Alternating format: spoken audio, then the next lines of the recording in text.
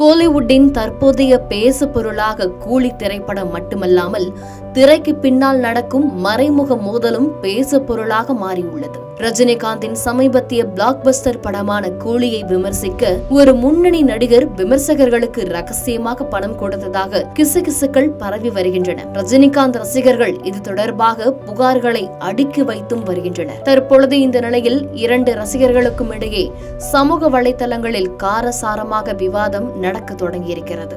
லோகேஷ் கனகராஜ் இயக்கத்தில் பெரும் எதிர்பார்ப்புகளுக்கிடையே கூலி திரைப்படம் வெளியானது. முன்பதிவுகளும் அதிக அளவில் இருந்தன. ஒற்றை திரையரங்குகள் மற்றும் மல்டிபிளெக்ஸ் திரையரங்குகள் என எல்லா இடங்களிலும் ரசிகர்கள் குவிந்தனர். ஆனால் சூப்பர் ஸ்டாரின் ரசிகர்கள் கொண்டாடி முடிப்பதற்கு முன்பே படத்திற்கு கலவையான விமர்சனங்கள் வர தொடங்கியுள்ளன. வெளியான சில மணி நேரங்களிலேயே சமூக வலைதளங்களிலும் யூடியூபிலும் கடுமையான எதிர்மறை விமர்சனங்கள் குவிய தொடங்கின. கூலி காலாவதியான படம் என்றும், சிலர் சூப்பர் ஸ்டாரின் பலவீனமான படம் என்றும், லோகேஷ் கனகராஜின் பலவீனமான படம் என்றும் மாறி மாறி உடனடியாக விமர்சித்தனர். இந்த விமர்சனங்கள் அனைத்தும் ஒரே மாதிரியாக இருந்தன என்றும், இதில் உண்மையான மக்கள் விமர்சனங்கள் உள்ளது, ஆனால் அது தாண்டி நிறைய பொய்யான விமர்சனங்கள் வைக்கப்படுவதாகவும் கூறப்பட்டது. இந்த விமர்சனத்தில் பயன்படுத்தப்பட்ட வார்த்தைகள், வெளியீட்டு நேரம், குறிப்பிட்ட குறைபாடுகளை சுட்டிக்காட்டிய விதம் என அனைத்தும் ஒருங்கிணைக்கப்பட்ட தாக்குதலாகவே தோன்றுவதாக ரஜினி ரசிகர்கள் கூறினர்.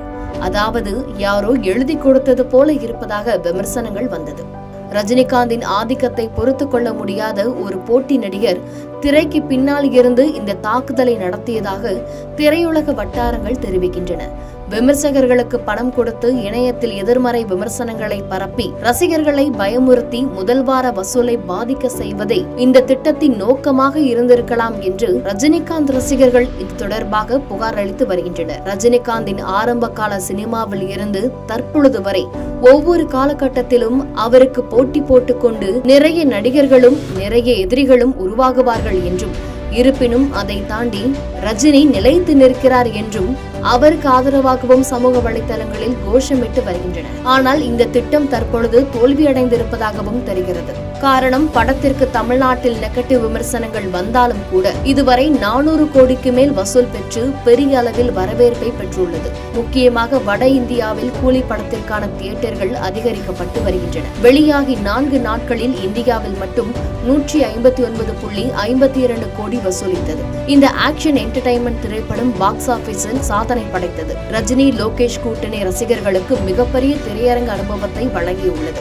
மேலும் தமிழகத்தை தவிர மற்ற அனைத்து மாநிலங்களிலும் கூலி படத்திற்கு மிகப்பெரிய பாசிட்டிவ் விமர்சனங்களும் நாளுக்கு நாள் தியேட்டரின் எண்ணிக்கையும் அதிகரித்துள்ளதாக தயாரிப்பாளர் தரப்பில் தெரிவிக்கப்பட்டுள்ளது. செய்திகளை உடனுக்குடன் தெரிந்து கொள்ள கீழ்கண்ட கேபிள் மற்றும் டிடிஎச் நெட்வொர்க்குகளில் எம்நாடு செய்தி தொலைக்காட்சியை காணுங்கள்.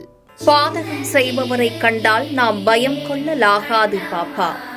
மோதி மிதித்துவிடு பாப்பா, அவர் முகத்தில் உமிழ்ந்து விடு பாப்பா. அண்மை செய்திகளை உடனுக்குடன் தெரிந்து கொள்ள இணைந்திருங்கள் எம்நாடு தொலைக்காட்சியுடன்.